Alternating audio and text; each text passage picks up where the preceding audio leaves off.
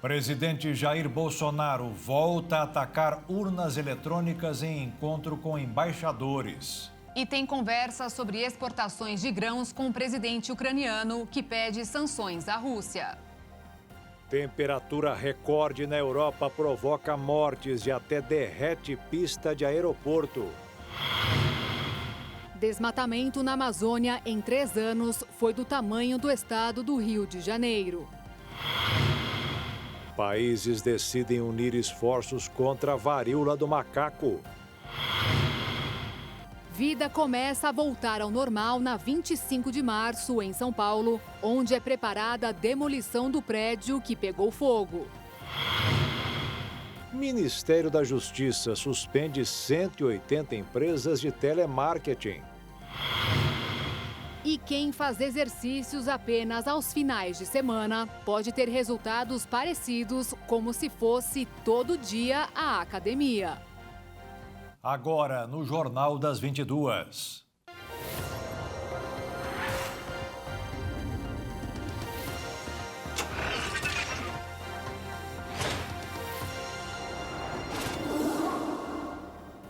Olá, boa noite. Boa noite. As mudanças climáticas têm afetado a Europa de maneira trágica. Recorde de temperaturas, incêndios florestais e até mortes. O verão tem sido duro ao velho continente. A onda de calor dos últimos dias está seguindo para o norte do continente, uma região tipicamente mais fria. Os países ibéricos, assim como a França e a Espanha, estão enfrentando uma série de incêndios florestais que levaram à retirada de milhares de pessoas de suas casas. No total, mais de 14 mil entre moradores e turistas precisaram deixar suas residências. Uma das cenas mais dramáticas desde o início dos incidentes foi de um homem espanhol que estava tentando proteger a sua casa de um incêndio florestal e sobreviveu por pouco. O incêndio engoliu sua escavadeira, o que fez correr para salvar a sua vida. Segundo órgãos de saúde da Espanha e de Portugal, desde o início da onda de calor, mais de 1.000 pessoas já morreram. No Reino Unido, a crise climática não é diferente. Com a temperatura podendo chegar aos 41 graus Celsius nos próximos dias, foi declarada emergência nacional. Além disso, o governo do país emitiu seu primeiro alerta vermelho para calor excepcional, o que significa que há um risco potencial de vida. Segundo os meteorologistas europeus, a atual onda de calor pode, inclusive, antecipar em 28 anos uma previsão climática feita para o Reino Unido, de que só em 2050 o verão teria temperaturas de 40 graus. O que já pode se tornar realidade nesta semana. No aeroporto de Luton, em Londres, o clima quente de 37 graus fez com que o asfalto da pista de pouso e decolagem derretesse. Cerca de 14 voos que deveriam pousar foram desviados para outros aeroportos. E a previsão dos serviços meteorológicos é de que as temperaturas também ultrapassem os 40 graus Celsius em muitas cidades do interior da França nos próximos dias. Um avião ficou de cabeça para baixo durante um acidente no aeroporto na cidade de Mogadíscio, na Somália, nesta segunda-feira. De acordo com a imprensa local, todas as pessoas que estavam a bordo foram resgatadas com vida. O acidente aconteceu durante o pouso de um voo doméstico que vinha da cidade de Baidoa, no aeroporto internacional de Aden Abdul. A aeronave pertence à companhia aérea Juba Airways. Segundo a imprensa estatal, 30 pessoas estavam a bordo e todas elas foram retiradas do avião antes dele ser consumido pelo fogo. O avião caiu e capotou na pista. As imagens mostram a aeronave de cabeça para baixo, na beira da pista, sendo tomada pelas chamas, além de uma camada espessa de fumaça. Bombeiros chegaram para extinguir o fogo em meio aos destroços espalhados pela pista. A causa do acidente ainda é desconhecida. E aqui no Brasil, um acidente foi evitado na manhã de hoje no aeroporto de Congonhas, em São Paulo. Após uma falha na comunicação, um avião da Gol precisou arremeter para evitar a colisão com outra aeronave. As imagens foram capturadas pelo sistema privado de navegação aeronáutica. O sistema registrou o momento exato da aproximação das duas aeronaves por volta das 9h54 da manhã. Em tempo real, quase não dá para identificar o incidente. Mas em câmera lenta, é possível ver o momento exato em que o avião da Latam sai para levantar voo e a aeronave da Gol se aproxima para o pouso. Ainda não se sabe quem falhou na comunicação, já que a responsabilidade sobre os pousos e decolagens em Congonhas é do controle de tráfego aéreo, feito pelo Departamento de Controle do Espaço Aéreo, órgão ligado à aeronáutica. Por meio de nota, a Gol confirmou o incidente e disse que todo o procedimento seguiu os mais rígidos protocolos de segurança. Já a Latam informou que não houve registro de irregularidade em sua operação no voo que iria de São Paulo para São José do Rio Preto e em mais nenhum outro voo nesta segunda-feira. E esse não foi o primeiro caso que poderia terminar em tragédia este ano. Em fevereiro, um voo também da Gol, que se aproximava do Aeroporto Internacional de São Paulo, em Guarulhos, arremeteu após um jatinho entrar na pista sem autorização da torre de controle. Na ocasião, o controlador de voo orientou o piloto da Gol a arremeter. Gol no 403, arremeta. Gol no 403, arremeta. Iniciando arremetendo 403. Nessas duas ocasiões, os acidentes foram evitados graças à manobra feita pelos pilotos. Isso porque a arremetida é um procedimento normal e seguro na aviação, o que foi confirmado hoje e em fevereiro. Um relatório divulgado hoje alertou para o tamanho do desmatamento nos últimos 3 anos. Com ritmo de derrubada de 18 árvores por segundo, o país perdeu uma floresta do tamanho do estado do Rio de Janeiro. O desmatamento nos diferentes biomas brasileiros aumentou 20,1% em 2021. Pará e Amazonas foram os estados que mais desmataram no ano. Os dados são do relatório anual do MAP Biomas, que integra ONGs, pesquisadores, empresas e entidades de preservação ambiental.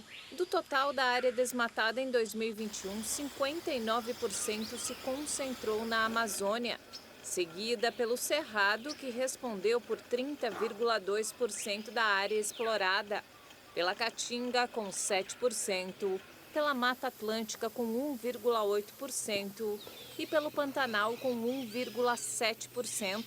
A agropecuária continua sendo o principal vetor de pressão do desmatamento, respondendo por quase 97% da área desmatada. A área desmatada em todos os biomas chegou a 42 mil quilômetros quadrados, quase o tamanho do estado do Rio de Janeiro.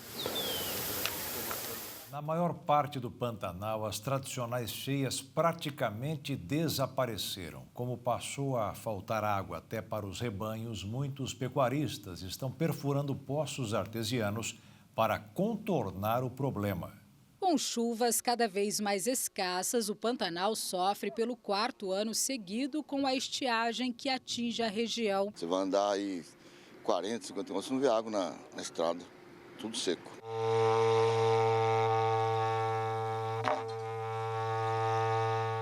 A pecuária é a principal atividade econômica dos produtores pantaneiros. E encontrar água para o gado está cada vez mais difícil. Está muito seco o Pantanal. Nós vem se arrastando numa seca braba.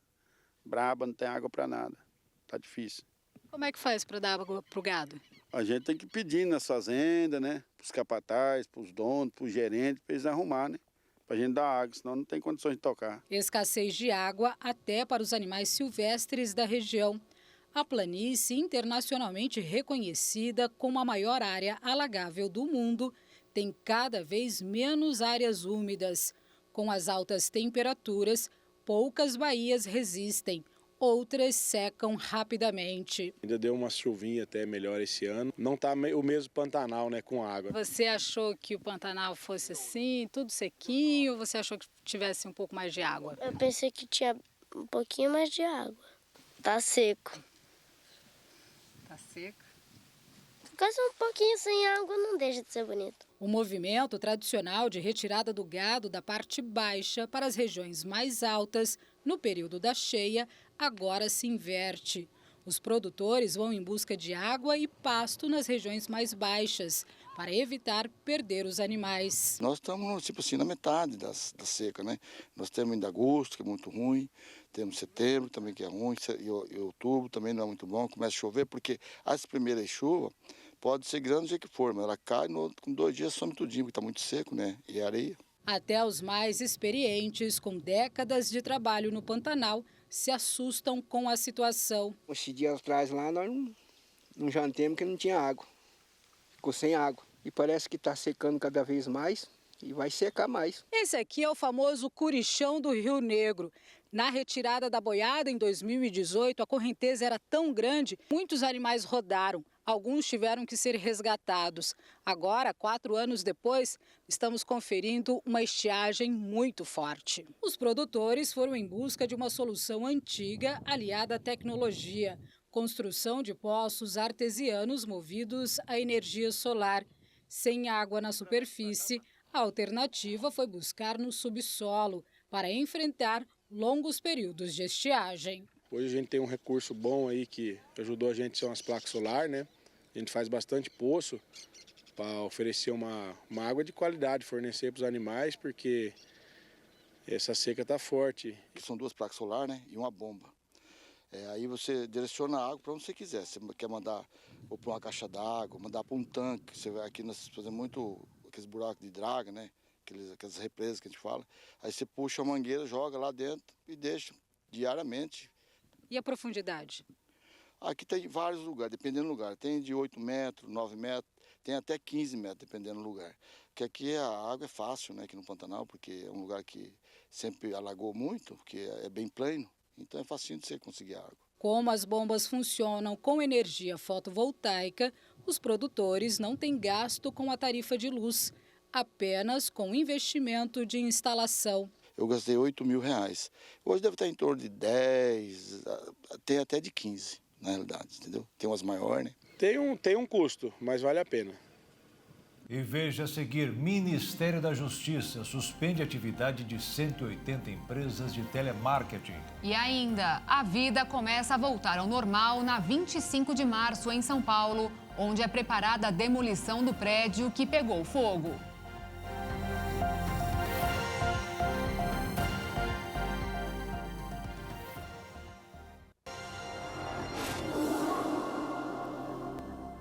Para acabar com aquelas ligações indesejadas e dar sossego aos consumidores, o Ministério da Justiça suspendeu hoje as atividades de 180 empresas pela prática do telemarketing abusivo. A ação faz parte de uma grande operação da Secretaria Nacional do Consumidor, que é ligada ao Ministério da Justiça e dos 27 PROCONs do país, contra o telemarketing abusivo. E nessa primeira etapa, 180 empresas já tiveram suas atividades suspensas por irregularidades nos serviços. Elas são ligadas principalmente a bancos e instituições financeiras. A suspensão das atividades é por tempo indeterminado. A medida foi anunciada pelo próprio ministro da Justiça, Anderson Torres, em seu perfil no Twitter.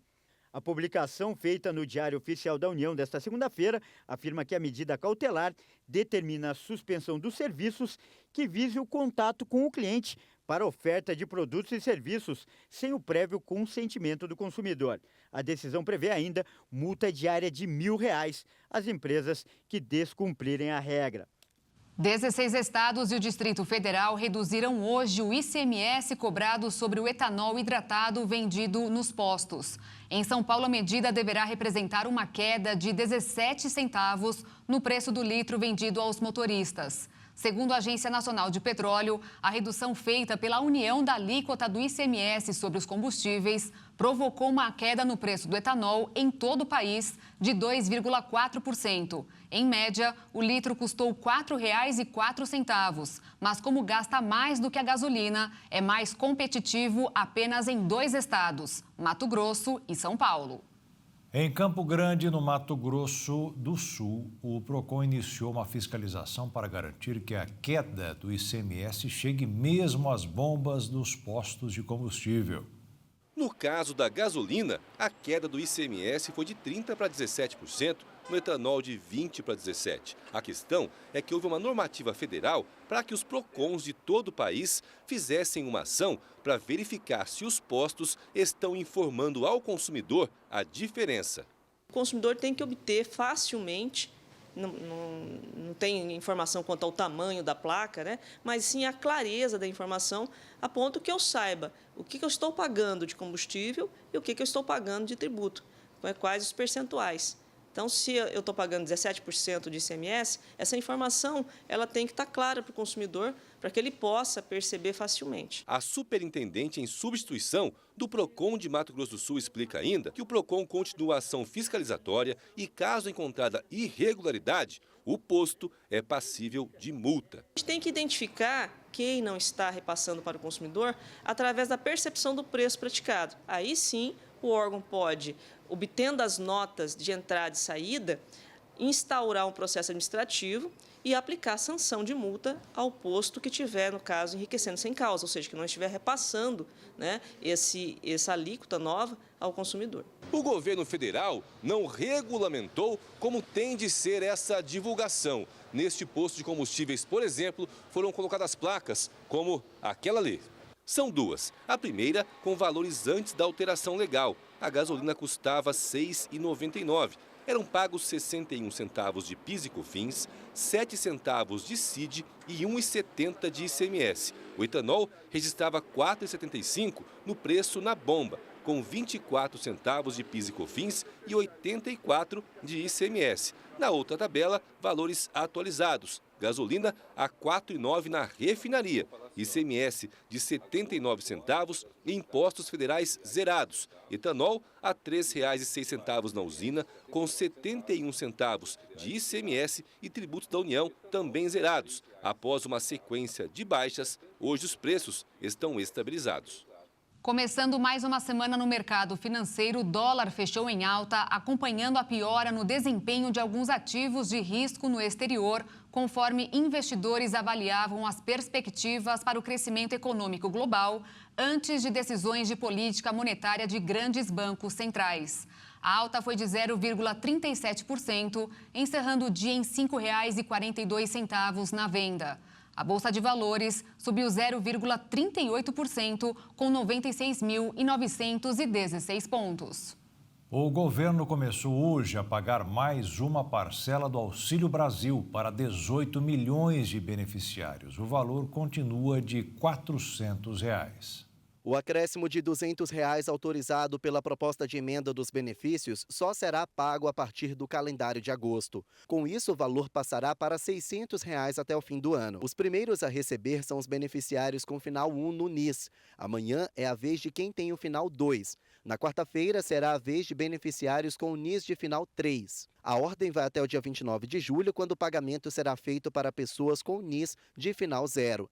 Entre agosto e dezembro deste ano, o governo federal vai pagar R$ 600 de auxílio aos beneficiários. A medida deve custar cerca de 25 bilhões de reais aos cofres públicos. A partir de janeiro, o valor antigo deve voltar a ser depositado.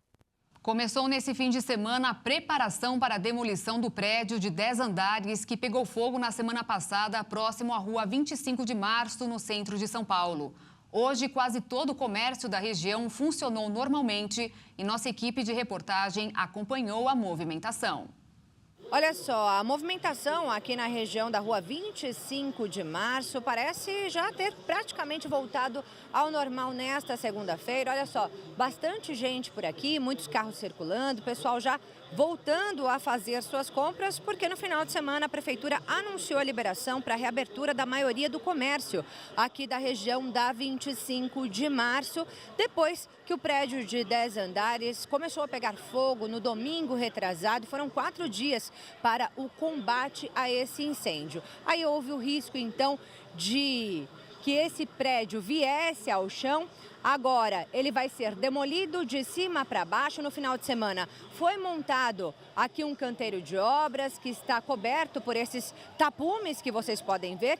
E esse é o único trecho bloqueado aqui na região da 25 de março neste momento. É o trecho que vai do número 70 ao número 102 da Rua Hábito Chaim, que é onde fica justamente esse prédio. E as únicas interdições são das lojas que ficam coladas a esse prédio. Por aqui, todo o restante do comércio está funcionando normalmente, mas é claro que muita gente foi prejudicada. Muitos trabalhadores estão sem trabalho nesse momento, justamente devido a essa ocorrência. E aqui nessa região, o Sindicato dos Comerciários montou uma estrutura para auxiliar, para dar apoio a essas pessoas que estão agora desempregadas. Eu falei, inclusive, com Carlos Eduardo Ferreira Sampaio, que é assessor do presidente Ricardo Patá, do Sindicato dos Comerciários, e ele nos falou como é que fica a situação desses funcionários agora. Vamos acompanhar. Muitos empresários aí não aguentaram ficar esse tempo todo parado e acabou aí, infelizmente, demitindo, né, os funcionários, e a maioria deles, lógico, sem vínculo empregatício, né, que não eram CLTs, então eles acabaram aí buscando, né, de alguma forma aí com o próprio empresário, uma forma de estar vendo essas formas de estar recebendo. Mas o sindicato está aqui justamente para isso, para orientar esses trabalhadores, né, tanto os que eram CLT quanto os que não eram CLT, que eles tenham um sindicato para estar buscando nessa orientação aí. Mas e com relação aos funcionários desse prédio incendiado? Então, com relação aos funcionários do prédio incendiado, a maioria, por se tratar, né, de funcionários sem registro, fica um pouquinho mais complicado porque a gente não tem o dado preciso, né, de quantos eram esses trabalhadores, né? A gente sabe que tinha mais a parte de baixo das lojas aqui de baixo, que eram funcionários registrados, mas o de dentro do prédio a gente não tem esse dado preciso, né, de quantos eram esses trabalhadores. Por isso que a gente está aqui hoje, para a gente tentar contabilizar essa quantidade de funcionários. Começou hoje um leilão de itens apreendidos pela Receita Federal. As ofertas devem ser feitas de forma virtual. Carros de luxo, celulares e produtos agrícolas estarão disponíveis para o arremate.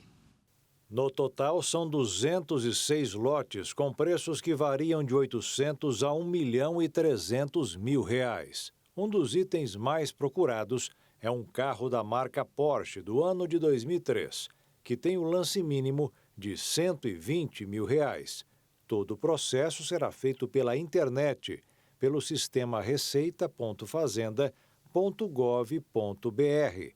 Antes de participar do leilão, o usuário, que pode ser pessoa física ou jurídica, precisa cumprir algumas etapas, como emitir um certificado digital adquirido junto com o próprio órgão usando apenas o CPF. O autor de uma oferta vencedora deve pagar o valor integral até o primeiro dia útil seguinte ao dia do arremate, ou então pagar 20% no primeiro momento e os 80% restantes até o limite de 8 dias corridos.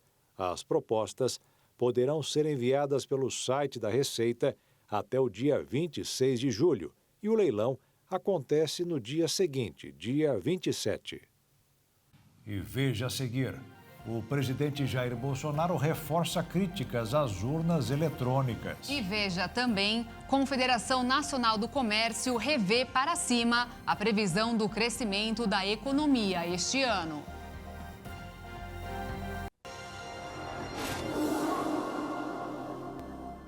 A União Europeia debateu nesta segunda-feira novas sanções contra a Rússia pela invasão da Ucrânia. O bloco busca pressionar a Rússia a liberar os portos ucranianos. Os ministros das Relações Exteriores avaliam em Bruxelas várias propostas, entre elas uma da Comissão Europeia, que recomenda proibir a compra de ouro da Rússia. Ao chegar na reunião, o chefe da diplomacia do bloco europeu, Josep Borrell, reiterou o chamado para que Moscou desbloqueie os portos ucranianos e permita a exportação de milhões de toneladas de grãos.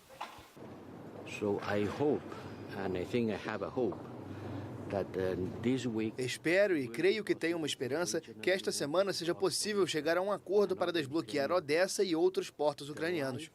A vida de milhares, dezenas de milhares de pessoas depende desse acordo. Não é um jogo diplomático, é uma questão de vida ou morte para muitas pessoas. It's some issue of life and death for many human beings. Os ministros também devem se pronunciar sobre o desbloqueio de uma quinta parcela de 500 milhões de euros de um plano para financiar equipamento militar e armas para a Ucrânia. Na Ucrânia, os combates mais intensos ainda se concentram na região mineradora e industrial do Donbass, no leste do país. O presidente ucraniano Volodymyr Zelensky telefonou hoje para o presidente Jair Bolsonaro para conversar exatamente sobre estes dois assuntos, as exportações de grãos e a aplicação de sanções à Rússia. A Ucrânia é um dos principais fornecedores de grãos para o mundo, ao lado da Rússia.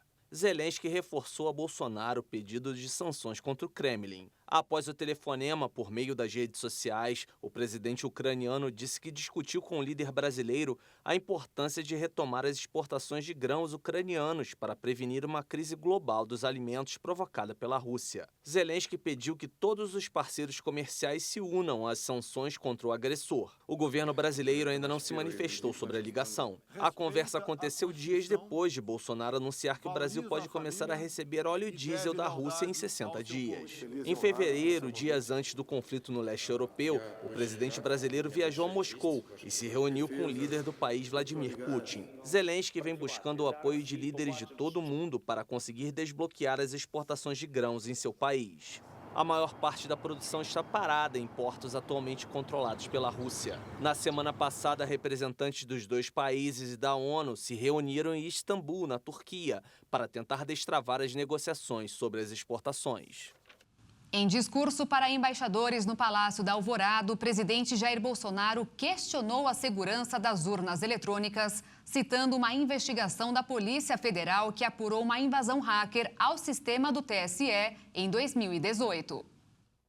Os hackers ficaram por 8 meses dentro dos computadores do TSE, com códigos-fontes, com senhas e muito à vontade dentro do Tribunal Superior Eleitoral. E diz ao longo do inquérito que eles poderiam alterar nome de candidatos, tirar a foto de um, transferir para outro. Ou seja, um sistema, segundo documentos do próprio Tribunal Superior Eleitoral e conclusão da Polícia Federal, um processo aberto a muitas maneiras de se alterar o processo de votação. A inflação medida pelo IGP-10 da Fundação Getúlio Vargas sofreu uma queda. Ficou em 0,6% em julho contra 0,74% em junho. No ano, o indicador da FGV está acumulado em 9,1% e no período de 12 meses continua acima dos 10%. A Confederação Nacional da Indústria divulgou um levantamento sobre o crescimento econômico brasileiro. A previsão é de melhora no Produto Interno Bruto, que é a soma de todos os bens e serviços do país, mas o setor de indústrias ainda não conseguiu se recuperar dos efeitos da crise econômica. 270 mil brasileiros conseguiram um emprego com registro em carteira no mês de maio. Os dados divulgados pelo Ministério do Trabalho e Previdência ajudaram a Confederação Nacional da Indústria, CNI, a fazer uma nova previsão do Produto Interno Bruto brasileiro. Com mais postos de trabalho, houve também o aumento do consumo. Por conta disso, o PIB, que estava previsto para crescer apenas 0,9% neste ano, agora pode crescer até 1,4%. Este aumento, ainda de acordo com a Confederação, colocou a economia brasileira ao patamar de antes da guerra entre a Ucrânia e a Rússia. Os dados da CNI também apontam que o crescimento do número de pessoas empregadas também impulsionou o setor industrial. Isso acontece porque mais pessoas trabalhando aumentou o poder de compra dos brasileiros. Mesmo assim, a previsão da Confederação é que o crescimento do setor industrial seja de apenas 0,2% neste ano.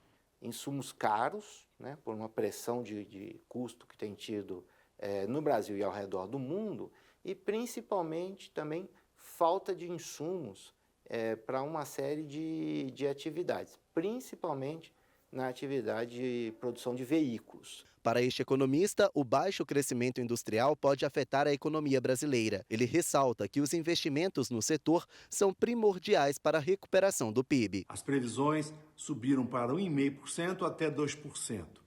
No entanto, nós temos alguns problemas. Temos a inflação, queda da renda e taxa de juros elevada. Isso acaba comprometendo o crescimento e compromete também o PIB. Os números de maio não vieram bons. A indústria voltou a cair e o consumo também. Isso implica realmente menor crescimento. Mas a perspectiva para os próximos meses é de queda de inflação e que o juro acompanhe também essa queda e o cenário econômico, então, poderá ficar melhor. O gerente executivo da CNI aponta uma série de problemas que, se forem resolvidos, podem ajudar no crescimento econômico como um todo. Você tem um sistema tributário que retira capacidade de competir das empresas nacionais e faz com que a economia se organize de uma forma menos eficiente. Você tem um sistema educacional muito deficiente, de modo que a qualidade da mão de obra é baixa, né? Você tem um sistema de crédito, né? Concessão de crédito para as empresas. O crédito ainda é muito caro e de difícil acesso. A atividade econômica do país registrou queda de 0,8% em maio em relação a abril. O resultado do monitor do PIB, calculado pela Fundação Getúlio Vargas, foi influenciado pelas reduções da atividade da indústria e do consumo das famílias no período acumulado de um ano. O índice registra uma alta de 4,4%. Frango, ovos, linguiça. A mesa do brasileiro tem ficado com opções cada vez mais variadas. Mas o motivo não é gastronômico, e sim financeiro. O primeiro semestre de 2022 marcou a mudança de perfil do carrinho de compras dos consumidores brasileiros nos supermercados. Com a alta de preços, a maior procura por um substituto da carne vermelha aumentou. Ovos, linguiça e frango apresentaram um aumento na lista de compras em relação ao mesmo período de 2021. O consumo da carne vermelha tem ficado cada vez mais restrito por conta do aumento de preços provocado pelo câmbio e pela inflação. Os dados são de um levantamento feito por uma consultoria. Foram analisadas informações de cerca de 500 milhões de notas fiscais. Os ovos foram o item com maior crescimento de procura, 1,2 ponto percentual. O produto está presente em 5,7% das compras. E mesmo com alta no preço unitário, que passou de 49 centavos para 54 centavos. O levantamento mostra ainda que o frango avançou meio ponto percentual e é a proteína mais presente nas listas de compras, com 10,8% de frequência. E esse comportamento do consumidor, aliado à inflação, tem feito com que as redes de supermercados trabalhem com estoques menores e buscado equilibrar pedidos, ao encomendar apenas a previsão do que de fato será adquirido. E como consequência disso tudo, existe uma disputa entre lojistas e indústria que tem sido mais criteriosa nos descontos para grandes encomendas. Segundo uma empresa especializada em cadeias de suprimentos, o índice geral de rupturas, que são aqueles produtos que faltam nas prateleiras, teve ligeira queda em junho e ficou em 11%, comparado aos 11,5% de maio. O que não indica desabastecimento, mas de faltas pontuais em razão de estoques menores e entregas postergadas. Essa ruptura pode ser explicada pelo aumento de preços, o varejo comprando menos e os estoques mais baixos. O consumidor com menor poder aquisitivo, as compras em menor quantidade e a procura por itens essenciais. Ou seja, com o consumidor comprando menos, ainda que os estoques diminuam, não faltam tantos produtos da prateleira.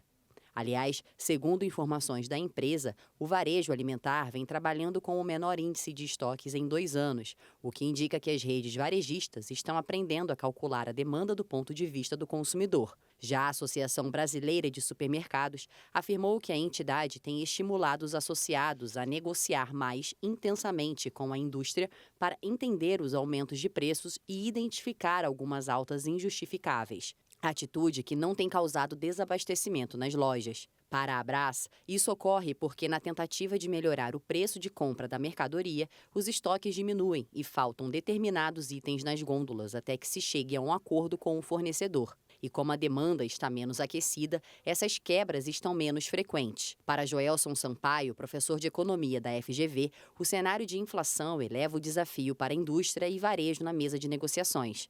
E mesmo com a perspectiva de melhora da crise do combustível, por conta da recente medida do governo envolvendo o ICMS, a continuidade da ruptura na cadeia produtiva deve seguir tendo impacto para o varejo e a indústria.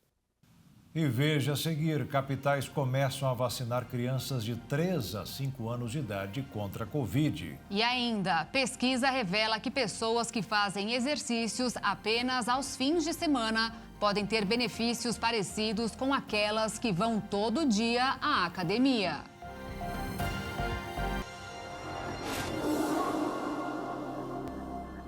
Vários países se mobilizam contra o aumento de casos da varíola do macaco. Os Estados Unidos abriram centros de vacinação em massa e a União Europeia anunciou a compra de mais doses do imunizante. O Departamento de Saúde da cidade de Nova York abriu 3 centros de vacinação em massa contra a varíola do macaco. E a procura foi maior do que o esperado. Como você pode ver, 9.200 agendamentos acabaram em 7 minutos. É uma demanda significativa. Achamos que temos tecnologia para gerenciar essa demanda, mas, no fim das contas, é mais sobre a oferta. Nova York, que tem mais de 8 milhões de habitantes, viu as contaminações dispararem na semana passada. A Comissão Europeia anunciou a compra de mais de 54 mil doses adicionais da vacina contra a varíola do macaco. Com esta nova compra, o número de doses para o bloco passa de 163 mil. A Europa é a região mais afetada do mundo pela varíola do macaco, com mais de 7 mil casos confirmados em 14 de julho, segundo dados do Centro Europeu de Prevenção e Controle de Doenças. O Comitê de Emergência da OMS deve se reunir na quinta-feira para determinar como controlar o surto. 6 capitais brasileiras começaram hoje a vacinar crianças de 3 a 5 anos contra a Covid com a Coronavac. Depois do Rio de Janeiro, mais 6 capitais começam a vacinar crianças a partir de 3 anos contra a Covid. Belém, Boa Vista, Fortaleza, Manaus, São Luís e Salvador anunciaram a imunização desse público.